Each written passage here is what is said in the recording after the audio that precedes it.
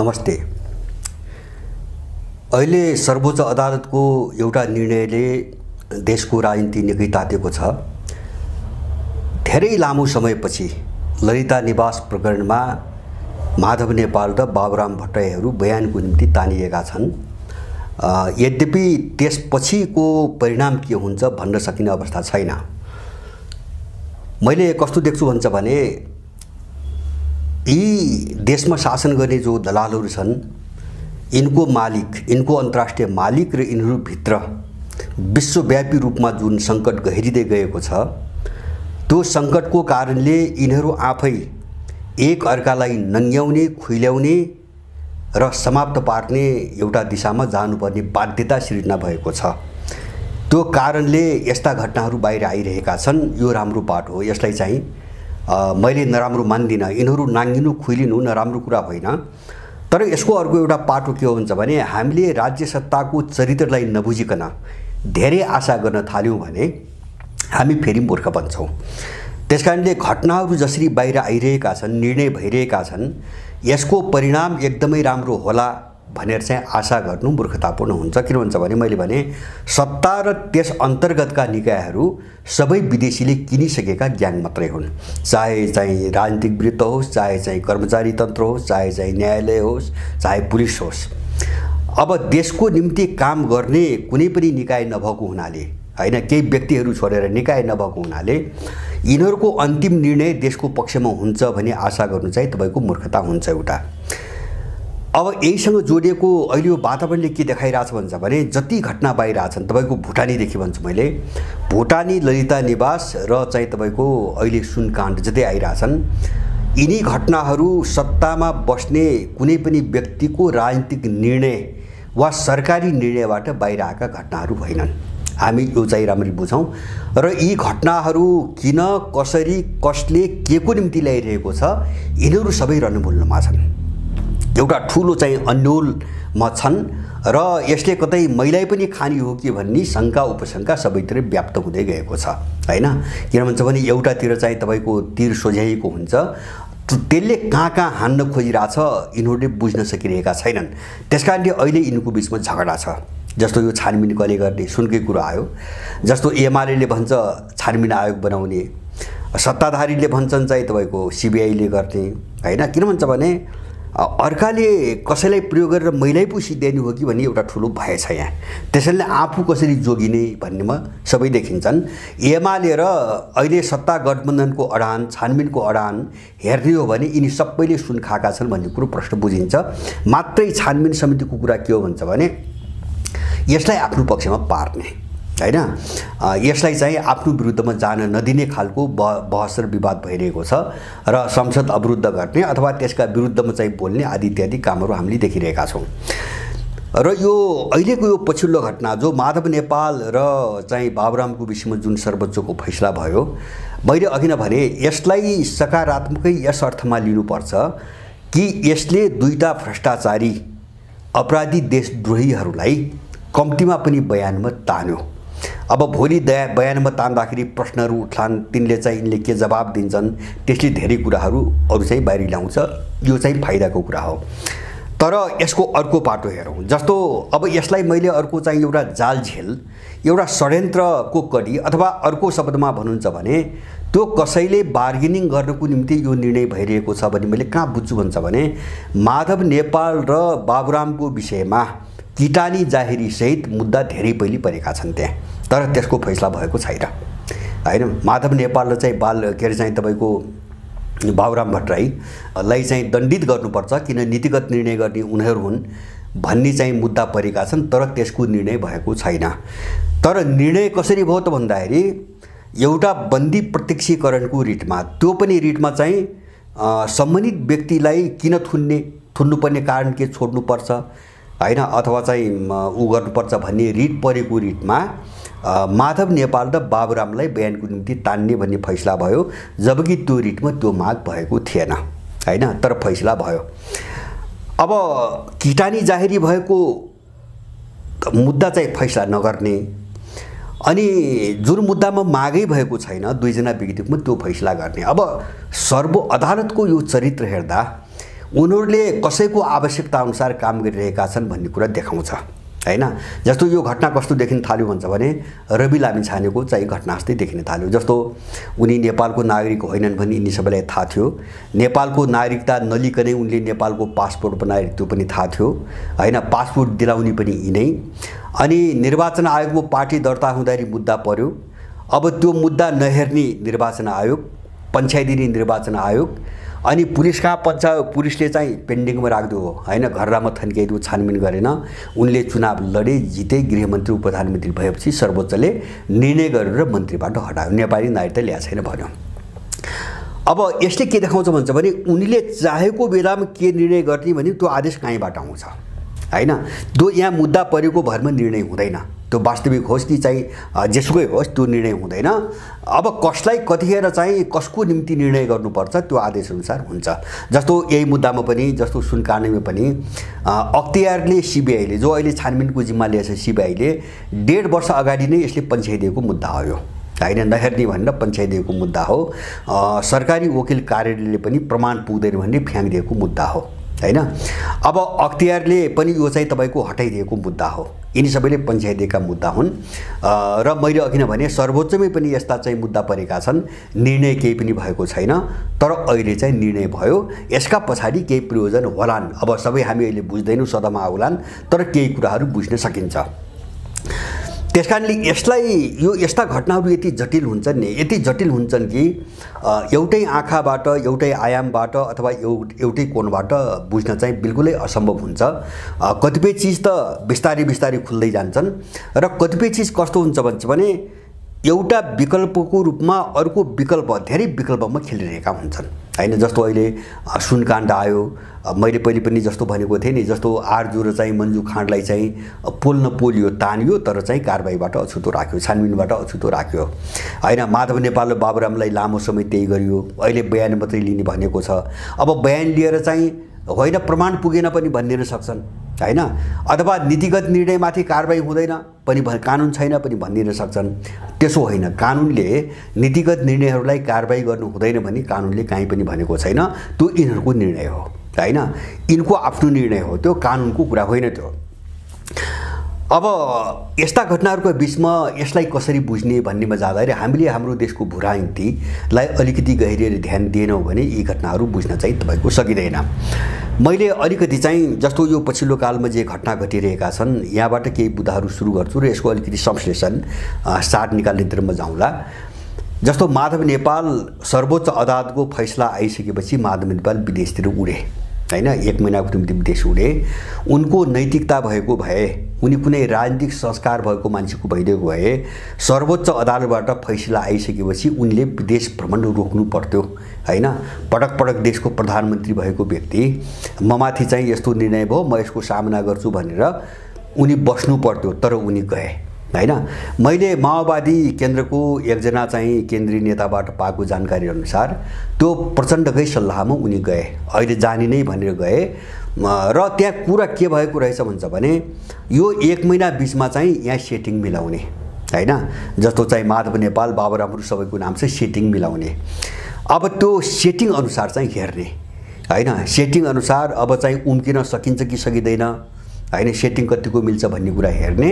अब त्यो चाहिँ परिस्थिति नहेर्दासम्म अहिले चाहिँ बाहिर जान ठिक हुन्छ भन्ने यिनको सल्लाहबाट उनी गएको बुझिन्छ हैन। उनीहरूको कुरा सुन्दा त्यो कुरा बुझिन्छ। अब सेटिङ मिलेन भने हुन्छ के हैन, यसको अर्को एउटा बाटो छ। त्यो के हुन सक्छ भन्छ भने त्यो विदेशीको अर्को खेल के हुन सक्छ भन्छ भने जस्तो यिनीहरू जेलै जानुपर्ने खालले यो केस अगाडि बढ्न पनि सक्छ। मैले अघि नै भने नि कसको के इन्ट्रेस्ट छ त्यहाँ भर पर्ने कुरा हो हैन।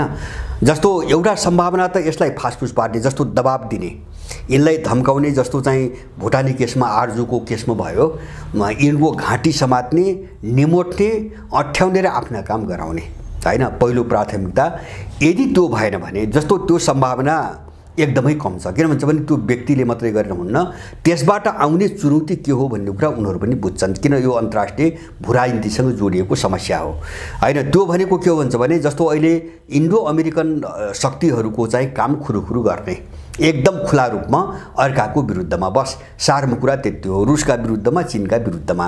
अब त्यो यिनलाई कति सहज छ अब त्यो चाहिँ बहसको छुट्टै पाटो हो। अब असहज भयो भने हुन्छ त के त भन्दाखेरि जस्तो यिनीहरूले त्यो आँट भएनन् भने यिनीहरू शिकार बन्न पनि सक्छन्। त्यो अवस्थामा यिनीहरू देश नफर्किन पनि सक्छन्, जस्तो माधव नेपाल नफर्किन पनि सक्छन्। अथवा त्यसपछि चाहिँ छानबिन चाहिँ बल्झिँदै गयो भने प्रचण्डहरू पनि भाग्न सक्छन्। किन भन्छ भने सामान्यतः भोलि के पनि उठ्न सक्छ भन्छ भने जस्तो अहिले 100 किलो सुनको कुरा मात्रै होइन कि योभन्दा अगाडि क्विन्टलका क्विन्टल सुन तस्करी भएका सबै कुराहरू आइसके। धेरै वर्षदेखि यो हुँदै आएको छ र सामान्यतः यदि साँच्चै छानबिन गर्ने हो भने जसको पालामा यो सुन तस्करी भए वर्षौँदेखि जो भइरहेछन् नि, जो अहिले कुरो आइरहेछन्, त्यस बेलाका प्रधानमन्त्रीहरू, त्यो घटना हुने बेलाका प्रधानमन्त्री, गृहमन्त्री र अर्थमन्त्रीहरू कम्तीमा पनि बयानमा तानिनुपर्छ यदि यसको साँच्चीकै छानबिन गर्ने हो भने। जस्तो अहिले नारायण काजी पनि तानिनुपर्छ, अहिलेको अर्थमन्त्री पनि तानिनुपर्छ, अहिलेको प्रधानमन्त्री पनि तानिनुपर्छ, यसभन्दा अगाडिका घटनामा पनि अरूहरू पनि तानिनुपर्छ। किनभने जवाबदेही कसले लिने त, होइन? सत्तामा बस्ने एउटा नाइके होइन, एउटा मालिक म हुँ भन्ने, अनि चाहिँ तपाईँको त्यो कर्मचारीलाई तलका मान्छेलाई चाहिँ दोष देखाएर कारबाही गरेको नौटङ्की देखेर पुग्दैन, होइन? एउटा जवाबदेहिता हुन्छ। अब तर त्यहाँसम्म चाहिँ जान्छ भने अहिलेसम्म त विश्वास छैन। तर अब राजनीति चाहिँ बल्झिँदै गयो, जटिल हुँदै गयो। अन्तर्राष्ट्रिय चाहिँ तपाईँको यसको रिफ्लेक्सन जो चाहिँ असर हो नेपालमा, त्यो चाहिँ भयानक बन्दै गयो भने यो कुन मोडतिर जान्छ भन्न सकिँदैन। तर अहिले मैले कस्तो बुझ्छु लक्षणबाट हुन्छ भने अहिले नेपालको भू राजनीतिलाई गिजोल्न इन्डो अमेरिकन, इन्डियन र अमेरिकनहरूको लगभग एउटै मत भएको जस्तो देखिन्छ, होइन? किन भन्छ भने जसरी चाहिँ तपाईँको घटनाहरू आइरहेछन् त्यसबाट पनि देखिन्छ। अर्को यो पछिल्लो माधव नेपाल र चाहिँ तपाईँको बाबुरामको घटनाले पनि के देखाउँछ भन्छ भने इन्डियन सत्ता, अहिलेको इन्डियन सत्ता र अमेरिकनहरूको बिचमा एउटा सहमति देखिन्छ। त्यो कहाँबाट देखिन्छ भन्छ भने जस्तो माधव नेपाल सर्वोच्चको फैसला आएपछि भागे, होइन? उनी चाहिँ बाहिर गए, अब आउँछन् आउँदैनन्, उनको सेटिङ मिल्छ मिल्दैन त्यो छुट्टै कुरा हो, भागे। तर बाबुराम चाहिँ तपाईँको गएनन्। यसको एउटा कारण मैले के देख्छु हुन्छ भने बाबुराम इन्डो अमेरिकन दुईटा नेक्ससको निम्ति काम गर्ने मान्छे हुन्। उनी रको पनि हुन्, उनकी सिआइएको पनि हुन्। त्यस कारणले उनको नेपालको अहिलेको राजनीतिमा जस्तो बिजेपी सत्तामा छ, होइन? जस्तो जो रसँग मात्रै चाहिँ तपाईँको संलग्न थिए अथवा उसको मातहतमा काम गरिरहेको थिए ती मान्छेहरू अप्ठ्यारोमा छन्। जस्तो काङ्ग्रेसकै राजनीति हेर्दा देखिन्छ, माओवादीको राजनीति हेर्दा देखिन्छ, एमालेकै राजनीति हेर्दा देखिन्छ। त्यो पार्टीभित्र पनि जो विशुद्ध रसँग मात्रै चाहिँ एउटा सम्बन्ध राखेर काम गर्दै आएका थिए ती मान्छेहरू चाहिँ अप्ठ्यारोमा छन्। अहिले सबैतिर चाहिँ अलिकति चाहिँ किनारामा परेका छन्। अब माधव नेपालको नियति त्यो हो, होइन? तर बाबुरामको के हो भन्छ भने र त हो र त्यो बाहेक अर्को प्लस अमेरिकन सिआइए पनि हो। त्यसकारणले गर्दाखेरि बाबुरामले अलिकति सुरक्षित महसुस गरेको हुनसक्छ, होइन? जस्तो इन्डो अमेरिकन प्लान अनुसार नेपालको राजनीति जो गिजोलिरहेको छ नि, यसमा चाहिँ अमेरिकनहरूको अलिकति ढाडसबाट बाबुराम बयान दिन्छु भन्ने नौटङ्की गरेर यहाँ बसेको पनि हुनसक्छ।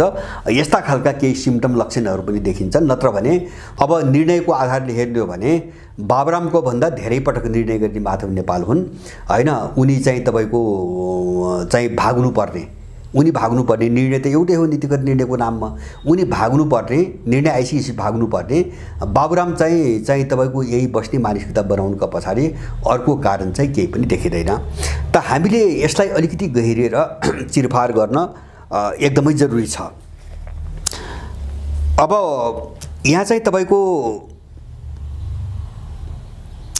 मैले 3-4वटा कारण देख्छु। जस्तो अब यो छानबिन होला नहोला, मैले अघि नै भने हामीले सारमा एउटा पनि राज्य सत्ता बुझौँ, यो कसैले थोपरेको, बाहिरी शक्तिहरूले थोपरेको र उनीहरूले उठाएका क्रिमिनलहरूको सत्ता हो र त्यही क्रिमिनल व्यवस्थै हो, यो व्यवस्था नै क्रिमिनल हो र यही गर्नको निम्ति जति हामी नेपालमा जे देखिरहेका छौँ यही गराएर नेपाललाई चाहिँ थला पारेर चाहिँ सुताउनकै निम्ति यो सबै प्रक्रियामा चाहिँ सबै आएको हो। यो चाहिँ 47 सालपछिका धेरै घटनाहरूको भूमिका यसमा जोडिएको छ। अब अहिले सुनसम्म आउँदाखेरि जस्तो वातावरण चाहिँ हामीले देखिरहेका छौँ यसको एउटा कारण चाहिँ ध्रुवीकरण गर्नु हो। यो मैले पटक पटक भनेको छु। जस्तो उनले ती शक्तिहरूले जसले अब नेपाल यस्तो गराइरहेका छन् उनका जे एजेन्डा छन् ती एजेन्डाहरूलाई सर्लक्क लग्ने गरी हैन सर्लक्क अगाडि लग्ने गरी एउटा ध्रुवीकरण उनलाई चाहिएको छ। त्यसको निम्ति यिनीहरूलाई टुटाउने, फुटाउने, लडाउने अथवा दबाब दिने, धम्की दिने, गलाउने, काम गराउने हरेक खालका चाहिँ तपाईको खेलहरू भइरहेछन्। ती मध्ये एउटा हो ध्रुवीकरण, आफ्नो अनुकूलको एउटा सेट कसरी तयार पार्ने भन्ने खालको एउटा प्रयास छ। दोस्रो चाहिँ यसमा अप्सन के हो भन्छ भने त्यो भएन अथवा त्यो नहुँदासम्मको निम्ति अराजकता सिर्जना गर्ने, हैन। अराजकता भनेको जस्तो देशमा चाहिँ तपाईको सामाजिक अराजकता, राजनीतिक अराजकता, आर्थिक अराजकता सृजना गर्ने, जस्तो त्यही अराजकताकै एउटा कडी अहिले यिन आइरहेका घटनाहरू हुन्। यसबाट के हुन सक्छ भन्छ भने जस्तो भोलि चाहिँ के मान्छेहरूलाई अब जेलै हाल्ने खालको वातावरण सिर्जना गराएर चाहिँ तपाईको विदेश भाग्न बाध्य बनाउने, जस्तो अमेरिकाले युक्रेनमा चाहिँ युक्रेनीहरूलाई उकास्नेका पछाडि एउटा खेल के थियो भन्छ भने अमेरिकाको मुखबाट सुरुमै आएको थियो। उले फरवरीमा चाहिँ तपाईको रुसले चाहिँ तपाईको अपरेसन सुरु गर्ने बित्तिकै अमेरिकाले के भनेको थियो भन्छ भने सुरुमै, हैन, त्यो धेरै दिन लडाइँ नै भएको थिएन। जो बाइडेनले के भनेका थिए, जेलेन्स्कीलाई हामी शरण दिन तयार छौँ, जेलेन्स्की अमेरिका आउन्, यहाँ बसेर सुरक्षित भएर लड्नु भनेका थिए। किन उनीहरू के चाहन्छन् भन्छ भने आफ्नो मुठ्ठीमा कुनै मान्छेलाई राखेर त्यसलाई खेलाएर चाहिँ अर्कासँग छद्मयुक्त गर्ने, जस्तो श्रीलङ्कामा त्यही भयो। श्रीलङ्कामा के भयो भन्छ भने पश्चिमाहरूले एलटिटीलाई कब्जा गरेपछि उनीहरूले एन्टोनी बालासिंघम जो चाहिँ पछि तामिलका चाहिँ तामिल टाइगर्सका चाहिँ प्रवक्ता भए, उनलाई चाहिँ तपाईको बेलायतमा लगे र बेलायतबाट उनको नामबाट छद्म युद्ध लडे श्रीलङ्कासँग, हैन। अब नेपालमा त्यो भइरहेको के आभास देखिन्छन्, जस्तो यहाँबाट केही क्रिमिनल अपराधीहरू उनले प्रयोग गरेका मान्छे चाहिँ तपाईको भाग्न बाध्य बनाउने र उनलाई चाहिँ त्यहाँ शरणमा लिएर अनि प्रयोग गरेर चाहिँ अर्को राजनीतिक खेल, जस्तो नेपालमाथि दबाब हुन्छ कि अथवा नेपालमा भोलि परिवर्तन होला, परिस्थिति बदलिएला, राम्रो वातावरण बन्ला, त्यसका विरुद्धमा चाहिँ यिनलाई प्रयोग गर्ने। अब यो अप्सनमा पनि उनी खेलिरहेको जस्तो चाहिँ तपाईको देखिन थालेको छ। अर्को चाहिँ जस्तो दबाब र धम्की, एउटा बार्गेनिङ भन्छ, उनका आफ्ना जे योजना छन् सकेसम्म यिनको घाँटीमा चाहिँ पासो कसेर यिनबाट काम गराउने, हाम्रो यो काम गर नत्र तिम्रो सुरक्षित हुँदैनौ। र चौथो चाहिँ अहिले के सुनिन थालेको छ भन्छ भने विशेष गरिकन अमेरिकनहरूले राज्य प्रणालीभित्र केही मान्छेहरू सेट गर्न चाहेका छन् पहिलेदेखि, जो हुन सकिरहेको छैन। विशेष गरेर उनीहरूले किनेका पूर्व न्यायाधीशहरू, हैन, पूर्व चाहिँ सर्वोच्च अदालतको पूर्व एउटा गिरोह, हैन, जो निरन्तर चाहिँ पश्चिमाहरूको निम्ति काम गर्दै आएको छ। ब्युरोक्रेसीबाट रिटायर भएका केही मान्छेहरूलाई रिटायर भएका पंक्तिलाई चाहिँ राज्यका विभिन्न चाहिँ तपाईको मेकानिजमहरुमा उनले सेट गर्न खोजेका छन् आफ्नो काम गराउनको निम्ति। त्यो चीज सहज भइरहेको छैन र एउटा त्यो सेटिङको निम्ति पनि चाहिँ यिनीहरूले दबाब दिइरहेका छन् भन्ने कुरा न्यायिक क्षेत्रबाट आइरहेको छ हैन। केही न्यायाधीशहरू अथवा केही वकिलहरू जो अलिकति राम्रा छन् उनीहरुबाट आएको जानकारी अनुसार अमेरिकनहरूले आफ्ना मान्छे सेट गर्नको निम्ति पनि यो दबाब दिइरहेका छन्। अब यो कहाँ देखिन्छ भन्छ भने यो भूमिका कहाँ देखिन्छ भन्छ भने जस्तो विशेष गरिकन यो विदेशीहरुको जस्तो अहिले नाइजरमा हामी एउटा उदाहरण धेरै सिक्नुपर्छ उनीहरूले के भूमिका खेल्छन्। जस्तो नाइजरमा सत्ता विप्लव भयो हैन, उनीहरूले जायज नाजायज हेर्दैनन्। जस्तो त्यो अफ्रिकामा चाहिँ करिब करिब बेलायत र अमेरिकाले 1960 यता झन्नै 40 पटक सैन्य कुग राखेका छन् त्यहाँ धेरै देशहरुमा। जस्तो चाहिँ तपाईको सुडान भयो, यही नाइजर भयो, नाइजेरिया भयो, माली भयो, बुर्किना फासो भयो लगायतका देशहरुमा झन्नै 40 पटक सैन्य कुग राखेका छन् उनीहरूले, जसले अहिले चाहिँ विरोध गरिरहेका छन् नाइजरको। नाइजरमा अहिले अमेरिकनहरुको रणनीति कस्तो छ भन्छ भने उनीहरूले नेपालमा के गर्छन् भनेर बुझ्न सजिलो होस् भन्ने हिसाबले उनीहरूले नाइजरमा सैन्य विद्रोह भयो हैन, अब उनले रुसी झण्डा चाहिँ फहराए हैन, पब्लिकले रुसी झण्डा फहराए, पुटिन जिन्दाबाद भने, रुस जिन्दाबाद भने र वाग्नर सेनालाई गुहारे हैन, रुसको प्राइभेट सेनालाई गुहारे आदि इत्यादि भइरहेछ। अब फ्रान्सले नाइजरमाथि चाहिँ सैन्य हस्तक्षेप गर्ने धम्की दियो तर सकेन र अहिले उले पनि चाहिँ अरूले आक्रमण गरेको खण्डमा आफ्नो समर्थन र सहयोग हुने चाहिँ कुरा गरिरहेको छ। तर बाँकी युरोपियन र चाहिँ अमेरिकनहरूको भूमिका एकदमै उल्टो छ त्यहाँ हैन। अमेरिकाको भूमिका कस्तो छ भन्छ भने नाइजरलाई उसले दिने भनेको दिँदै गरेको आर्थिक सहयोग रोक्का गरेको छ। नम्बर 1 हामीले बुझ्नुपर्छ। तर उसले सैन्य हस्तक्षेपको कुरा गरेको छैन। उले के भनेको छ, दुईटा कुरा गरेको छ। एउटा कुरा यसको कूटनीतिक समाधान खोज्नुपर्छ भनेको छ हैन। दोस्रो कुरा भित्र अर्को चाप्लुसी के भइरहेछ अमेरिकाको भन्छ भने हामीसँग राम्रो सम्बन्ध राख। राम्रो सम्बन्ध जस्तो नाइजरको चाहिँ सत्ताले अमेरिकासँग राम्रो सम्बन्ध राख्यो अथवा अमेरिकाको जो इन्ट्रेस्ट हो त्यहाँ त 1500 के अरे चाहिँ 1100 त अमेरिकन सेना छ, 3टा क्याम्प छ अमेरिका सेनाको र त्यहाँबाट धेरै लुट मचाइरहेछ हैन, खनिज तत्त्वदेखि लिएर धेरै लुट मचाइरहेछ। त्यो सबै सुरक्षित रहने ग्यारेन्टी नाइजरले गर्यो भने नाइजरको अहिलेको सत्तालाई समर्थन गर्ने सन्देश पनि अमेरिकाले दिएको छ। अस्ति भर्खरै भिक्टोरिया नुल्यान्ड जो सिआइएको चाहिँ अब सिआइए र त्यहाँको माफियाहरूको एउटा प्रवक्ताको रूपमा चिनिन्छन्, नेपाल पनि आएकै थिइन्। उनी अस्ति नाइजर गएन्, हिजो मात्रै नाइजर गएन्। नाइजरको शासकले मुख्य शासकले भेट्ने इन्कार गर्थे, राष्ट्रपतिले भेट्ने इन्कार गर्थे। एउटा कार्यकारी चाहिँ तपाईँको रक्षा मन्त्रीसँग भेटेर चाहिँ उनी फर्किन्। उनले त्यहाँ के भनिन् भन्छ भने अमेरिकन इन्ट्रेस्टसँग सौदाबाजी गर्ने हो भनेपछि हामी चाहिँ तिमीहरूसँग कोर्डिनेसन गरेर जान सक्छौँ भन्ने सन्देश पनि उनले दिन्। यो सबै मिडियामा आएको छ। माने अमेरिकाको नीति भने पनि उसको इन्ट्रेस्ट बस हैन, राम्रो नराम्रो जायज नायज उसका मान्छे हुन् कि अर्काका मान्छे हुन् कि अथवा हिजो उसको निम्ति काम गरेका हुन् कि उसले त्यो हेर्दैन, उसले आफ्नो काम कसरी हुन्छ। त्यसकारणले गर्दाखेरि मैले यो किन उठाउनु खोजे भन्छ भने जस्तो अहिले जे परिस्थिति आइरहेछ नि, अब यिनीहरूबाट उसको काम भएन भने यसलाई शिकार बनाइदिनु पनि सक्छ। विश्वभरि धेरै देशहरूमा त्यस्तो घटना हामीले देखेका छौँ। जस्तो मिस्रमा चाहिँ होस्नी मुबारकलाई यस्तै गर्यो, सद्दामलाई गर्यो, गद्दाफीलाई गर्यो, बिन लादेनलाई गर्यो। त्यो मात्र होइन, अफगानिस्तानमा चाहिँ घानीहरूलाई गर्यो हैन, प्रयोग गर्यो भने चाहिँ लास्टमा चाहिँ घाँटी निबोटिदिएर चाहिँ तपाईँको हिँड्यो हैन, सडकमा पुर्याइदिएर हिँड्यो, कसैलाई मार्यो। त्यसकारणले यस्ता घटनाहरूका पछाडि मैले भने उनका धेरै विकल्पहरूप्रति हाम्रो आँखा जानुपर्छ। हामीले सर्लक्क सोझो रेखामा हेरेर यस्ता घटनाहरू बुझ्दैनौँ हैन। जस्तो यिनीहरू शिकार पनि हुन सक्छन् हैन, उनको काम नहुने भएपछि शिकार पनि हुन सक्छन्। काम हुने भयो भने के हुन्छ भने जस्तो अहिलेसम्म हुँदै आछ नि, यो चाहिँ एउटा चाहिँ कुतर्क गर्छन्, पछाडि कुतर्क गर्छन्, त्यसपछि यसलाई थामथुम पार्ने केही मान्छेलाई शिकार बनाउँछन्।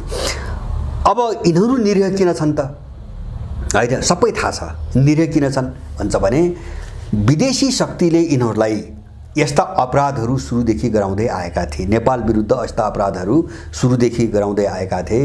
यिनीहरूले हत्या गराए, लुटमा सघाए, ब्रह्मलुट गराए हैन, अरबपति बनाए।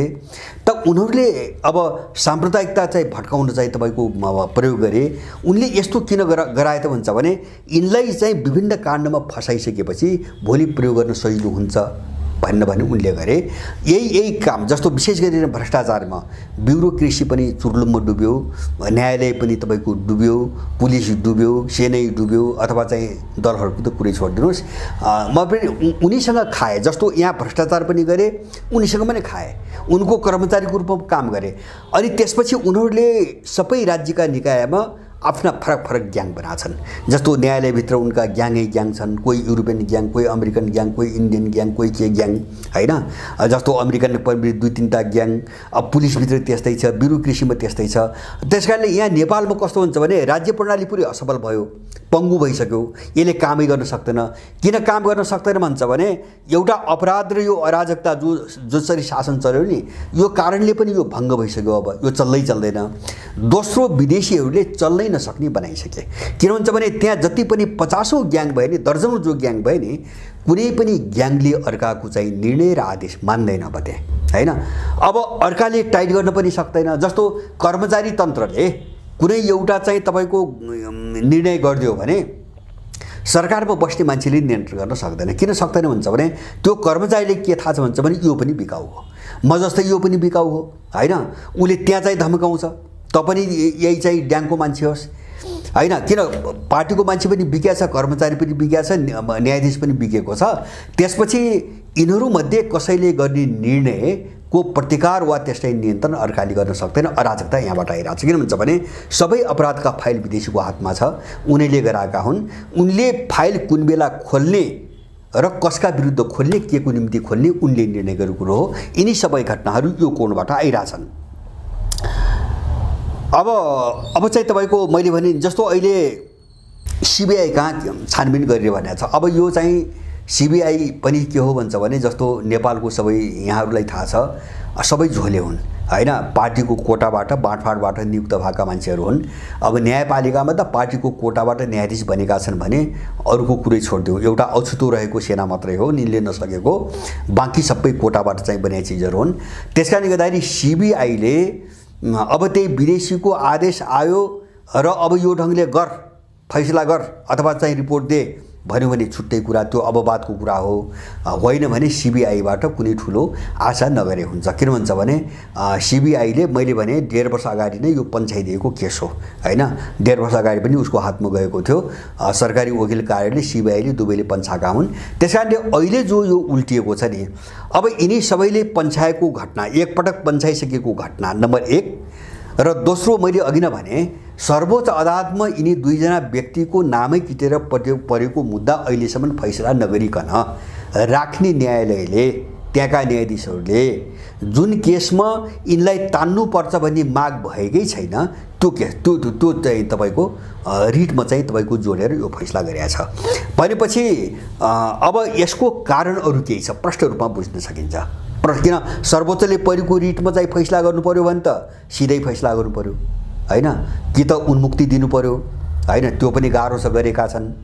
दण्डित गर्नु पर्यो, आदेश आएको छैन हैन। माधव नेपाललाई, बाबुरामलाई दण्डित गर्ने आदेश आएको छैन हैन। किन आदेश दिन भन्छ भने त्यो आदेश नदिनेलाई यिनीहरूसँग चाहिँ बार्गेनिङ गर्ने समय अझै बाँकी थियो, अथवा उनीहरूले बार्गेनिङ गरिरहेथे, यिनीबाट काम हुने नहुने टुङ्गो लागेको थिएन, त्यसकारणले निर्णय गर्न दिएन। बस त्यति मात्रै हो। अब यो नौटङ्कीका बिचमा हामी अलिकति होशियार हुनुपर्ने के हो भन्छ भने देशलाई एउटा चाहिँ ठुलो अन्योलको भुमरीमा हालेर एउटा दुर्घटनातिर लग्न अब खोजिँदैछ हैन। मैले भने त्यो सफल होला नहोला हैन, एउटा अनुमानको विषय हो। तर मलाई के लाग्छ भन्छ भने त्यो दुर्घटनातिर गयो भने त्यसको रिजल्ट उनीहरूले सोचेको विपरीत पनि हुन सक्छ। नेपालको मैले भूराजनीति परिस्थिति हेर्छु, भूराजनीति मैले अस्ति पनि यहाँहरूलाई भनेको थिएँ, जस्तो नाइजरमा हामीले देख्यौँ नि, नाइजरमा सैन्य विद्रोह जस्तो 26 अगस्तका दिन विद्रोह भयो, 25 अगस्तका दिन नाइजरमा आँखा संसारको कुनै पनि मान्छेको परेको थिएन।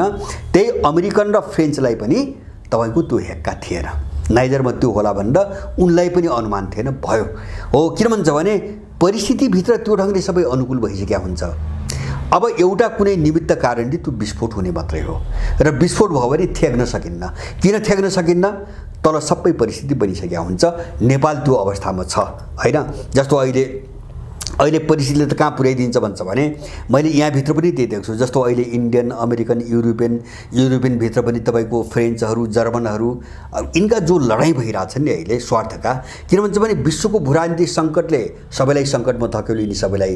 त्यसकारणले सबै आफ्नो स्वार्थको कसरी बचाउ गर्ने भन्नेमै लागे। अब यहाँ सामूहिक स्वार्थ भन्ने छैन।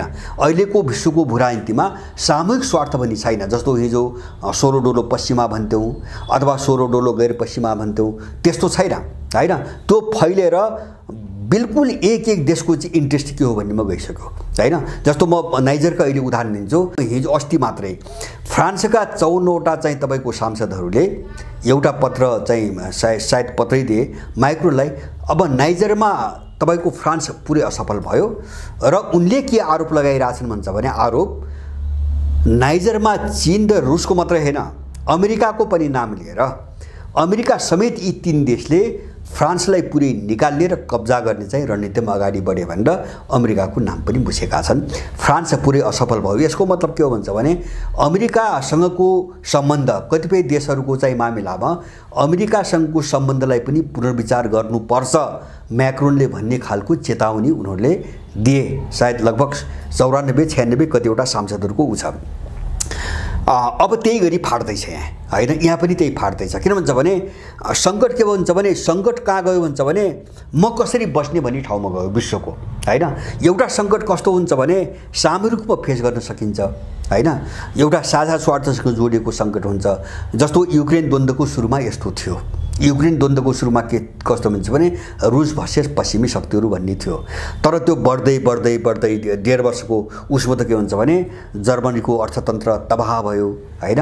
सारा उद्योग धन्दाहरू धमाधम बन्द हुँदै गए। अब आउँदो बजेटमा उसले चाहिँ 31 अरब डलर घटाएर बजेट राख्दैछ भन्ने समाचार आइरहेका छन्। अमेरिकाको ऋण चाहिँ 3 गुणा बढ्यो हैन। ऋण चाहिँ तपाईको ऋण चाहिँ 3 गुणा बढ्यो, 3 गुणा चाहिँ बढिरहेको छ हैन यो अघिल्लो वर्षको तुलनामा। अथवा चाहिँ फ्रान्समा त्यस्तै सङ्कट छ। जस्तो नाइजरको घटनापछि फ्रान्सको चाहिँ ऊर्जाको चाहिँ जो स्रोत हो त्यो ठप्पै झनै छप्पै हुने स्थिति छ। 15% युरेनियम त तपाईको नाइजरबाट मात्रै आयात गर्थ्यो उसले। माने यसरी सबै देश जो गाँजिँदै गए नि, यही गाँजिँदै गएपछि जस्तो नाइजरको मामिलामा इटली बोल्यो। के भन्यो इटलीले, सैन्य हस्तक्षेपमा हाम्रो समर्थन हुँदैन, यो कूटनीतिक पहलबाट समाधान हुनुपर्छ भन्यो। ऊ चाहिँ अछट्टै बस्यो हैन। किन भन्छ भने 300 सेना इटालीको पनि छ त्यहाँ। अब त्यहाँ आफ्नो इन्ट्रेस्ट बचाउ गर्नु पर्यो, उसले सबै आफ्नो बचाउमा लागे हो। त्यसकै असर हो यो अराजकता हामीले बुझ्ने। किन भन्छ भने अहिले त प्रत्येक इकाइ, एउटा देशलाई एउटा इकाइ मान्ने हो भने प्रत्येक इकाइ आफ्नो स्वार्थको कसरी रक्षा गर्ने भन्ने प्रश्नमै केन्द्रित छ अहिले नेपालको भूराजनीतिमा पनि। त्यसकारणले यो बहुआयामिक एकदमै जटिल र धेरै विकल्पहरूमा खेल भइरहेको, धेरै शक्तिहरू धेरै विकल्पमा खेल भइरहेको हुनाले यसको चाहिँ गन्तव्य के हो, अन्तिम विश्राम के हो, यसको भोलिको रूप के हो भन्ने अनुमान गर्ने एकदमै गाह्रो छ। तर एउटा चिज के हो भन्छ भने हामीले बुझ्ने चिज के हो भन्छ भने जस्तो यद्यपि यो सङ्कट यिनीहरूले देशमाथि थोपरेका हुन्। 47 साल यता साम्राज्यवादी शक्ति र तिनका चाहिँ तपाईको भाडाका चाहिँ तपाईको पुलिसहरूले यो सङ्कट देशका विरुद्ध थोपरेका हुन्, नेपाली विरुद्ध थोपरेका हुन्।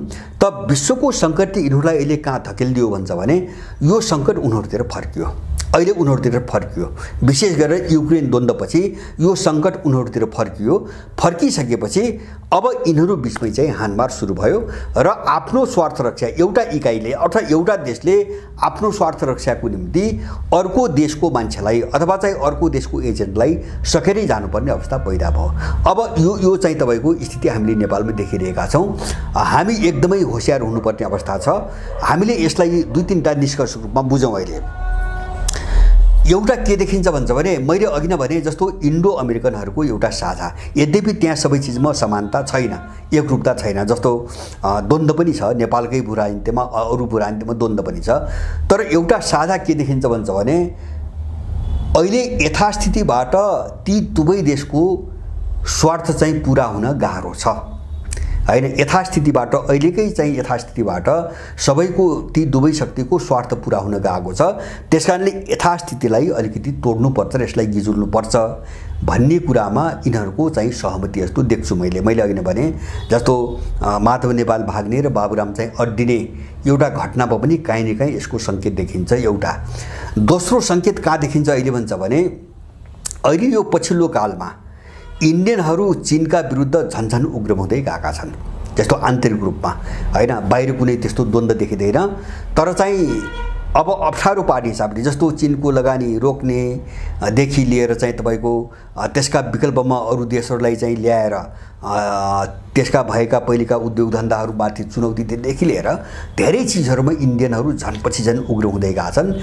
अब यो मुद्दामा अमेरिकनसँग सहकारी हुन्छ हैन, हुन्छ। मलाई लाग्छ यस्तै केही कुराहरूमा अहिले यथास्थितिमा अलिकति परिवर्तन ल्याउने र यसलाई गिजोल्ने कुरामा उनको सहमति देखिन्छ। यो बाबुराम र माधव नेपालको दुई फरक पोजिसन हेर्दाखेरि पनि त्यस्तो सङ्केत देखिन्छ। किन माधव नेपालले सहारा पाएनन् हैन, उनी सिआइएको रको लबीको मात्रै भए। अब त्यो भनेपछि सिआइएको मान्छे पनि भएन, रको मान्छे पनि भएन हैन। उनी चाहिँ भाग्नै पर्ने, नैतिक रूपमा पनि चाहिँ अब के अरे एउटा नैतिकताको अडानी राखेर भाग्नुपर्ने कारण मैले त्यही बुझ्छु। बाबुराम अड्डिनुपर्ने कारण पनि मैले त्यही बुझ्छु। एउटा त यथास्थितिलाई गिजोल्ने हैन, एउटा अहिले चाहिँ खेलको समग्र चाहिँ प्रक्रिया त्यो देखिन्छ।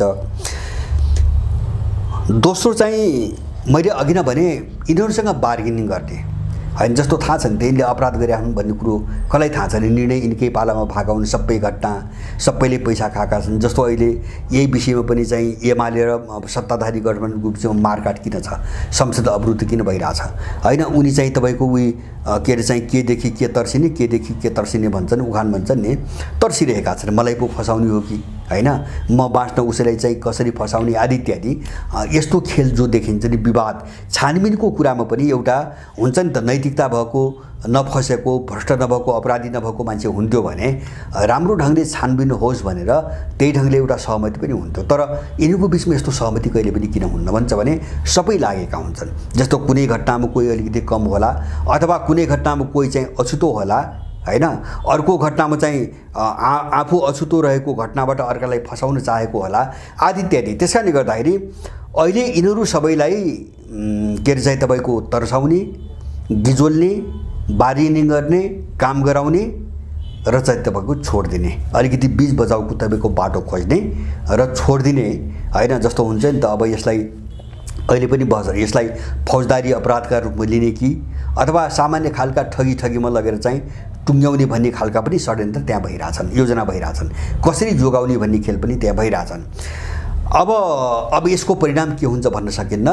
हामी एकदमै चनाखो हुन आवश्यक छ र यो घटनाहरू सबै हेरिसकेपछि मेरो एउटा निष्कर्ष के हो भन्छ भने हामीले नाइजरबाट सिकौँ। जस्तो नेपाल कहाँ पुग्यो भन्छ भने तपाईँ हामी सबै नेपालीले बुझ्नुपर्ने र गम्भीरतापूर्वक सोच्नुपर्ने कुरा के हो भन्छ भने अब यो राज्य सत्ता, यो दलाल प्रणाली र यसका वाहक हैन जो भाडाका पुलिसहरू छन्, यिनीहरूलाई बाहिरबाट एउटा अलिकति सङ्गठित शक्तिको एक झट्का, एक धक्का मात्रै चाहिँ आवश्यक छ हैन। यिनी सबै खोक्रो भइसकेका छन् तल। अब अन्तिममा चाहिँ सेना कसरी आउँछ त्यो हेर्न बाँकी छ हैन, किन उसँग बन्दुक छ त्यो बाहेक अब यिनीसँग केही पनि बाँकी रहेन। भन्नुहुन्छ भने यिनी भित्र कोही कसैको कमानमा पनि छैन, कोही कसैको नेटवर्क पनि छैन, जसलाई जे मन लागेछ त्यही निर्णय गरेछ र त्यो गरे बापत कसैले कसैमाथि केही गर्न सक्ने अवस्था पनि छैन। राज्य प्रणाली ढलिसकेको छ, असफल भइसकेको छ। त्यसकारणले यसलाई कसरी चाहिँ धक्का दिने भन्ने नै मुख्य प्रश्न हो। अहिले हामी यसमा सबै सचेत भएर त्यही ढङ्गको ध्रुवीकरण, त्यो धक्का भनेको के हो भन्छ भने हैन, त्यो चाहिँ फेरि त्यही विदेशीले खेलाएको एउटा ग्याङ हुन्छ नि, हामी त्यसबाट जोगिने एकदमै जरुरी छ। जस्तो यिनी सबै चिजहरूप्रति वास्तविक कुरो बोल्दै नबोल्ने, जो मान्छे हामी देखिरहेछौँ नि बोल्दै नबोल्ने, जस्तो राज्यसत्ता के हो, कसले चलाइरहेछ, कसले ल्याएको हो, के गरिरहेछ होइन, केही पनि नबोल्ने, एकाध व्यक्तिलाई गाली गरी आस्तो गर्ने हैन, संसद किन बन्द गरिस् भन्ने अथवा संसद किन खोल्न दिने भन्ने, अनि यस्तै चिराहरूमा चाहिँ आलोचना गरेर लो छानबिन हुनु पर्यो हैन, अब छानबिन हुनु पर्यो, गृहमन्त्रीले खुट्टा कमाउनु भएन भन्ने, अनि यस्तै कुरा गरे भरमा चाहिँ तपाईँको मान्छेलाई भ्रमित पारेर यिनी त गर्ने मान्छे हुन् कि भन्ने पारेर हैन जो अगाडि ल्याउनु उनले खोजिरहेछन् नि, यो कुतत्वबाट होसियार हुन आवश्यक छ। र जो देशमा आमूल परिवर्तन चाहनेहरू छन् उनीहरू एक ठाउँमा आएर एक झट्का चाहिँ तपाईँको दिने हो भने मलाई लाग्छ यो रोक्न सक्ने सामर्थ्य कसैसँग छैन। नाइजरमा जे भयो नेपालमा पनि त्यही हुन्छ हैन। यहाँ ठुलो लडाईँ लड्नुपर्ने परिस्थिति सबै हेर्दा ठुलो लडाईँ अगाडि बढाउनु पर्ने अवस्था पनि छैन। मैले भने नि सेना त्यस्तो खालको देशको निकासको पक्षमै हुने लडाईँ त्यस्तो धक्काका विरुद्ध आयो भने ऊ मलाई लाग्छ केही समयमै सिद्धिन्छ हैन। उसको पनि ग्राउन्ड छैन, किन परिस्थितिले त्यो अनुमति दिँदैन। सेना त्यो भूमिकाको बाटोतिर नआउँछ, हाम्रो कामना मात्रै हो। त यो दिशातिर कसरी जाने अब अलिकति छलफल बहस त्यहाँ केन्द्रित हुनुपर्छ भन्ने मलाई लाग्छ। र हामीले अलिकति दुवै पाटोबाट हेरौँ। एउटा चाहिँ अब यस जो भण्डाफोर भइरहेछ यो अपराधीहरूको चाहिँ एउटा कट्टु निस्कने, खस्ने, यिनी सर्वाङ्ग नाङ्गो हुने जो प्रक्रिया छ यो सकारात्मक पाटो हो। यिनी को हुन् भन्ने चाहिँ तपाईँको उदाङ्गो भइरहेछ। तर यसको अर्को पाटो हामी अलिकति गम्भीर बनौँ। यसका पछाडि जो खेलहरू छन् इन्ट्रेस्ट शक्तिहरूका, ती खेलहरूले हामीले बाहिर जे आशा गरिरहेछौँ हैन, अथवा चाहिँ यहाँका मिडिया जो माफिया मिडिया छन् नि यिनको होहल्लाका पछि लागेर जुन एउटा काल्पनिक आशामा हामी बग्छौँ नि, यसले हामीलाई भोलि ठुलो निराशामा पुर्याइदिन सक्छ। बढी सम्भावना त्यही छ। त्यसकारणले गर्दाखेरि यो खेलभित्र अर्को कुनै योजना छ र हामीले आशा गरे जस्तो यसको नतिजा आउँदैन। किन आउँथ्यो भने 47 सालपछि कुनै न कुनै घटनामा आउँथ्यो, केही पनि आएको छैन। 47 आज मात्र हैन, तपाईँको यो 47 सालदेखि यत्रो लामो समयसम्म हैन, झन्डै चाहिँ तपाईँको अब झन्डै 35 वर्ष पुग्न थाल्यो। यो 35 वर्षको अवधिमा पनि तपाईको जनताले चाहेको, देशले चाहेको यस्ता खालका एउटा मुद्दामा पनि अपेक्षा अनुरूप रिजल्ट आएको छैन, निर्णय भएको छैन।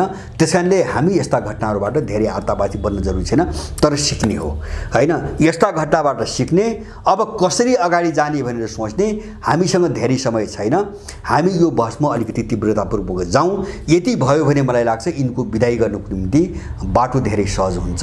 अब यसको निम्ति हामी सबैले आफ्नो तौरबाट प्रयत्न गरौँ। हस्, नमस्कार।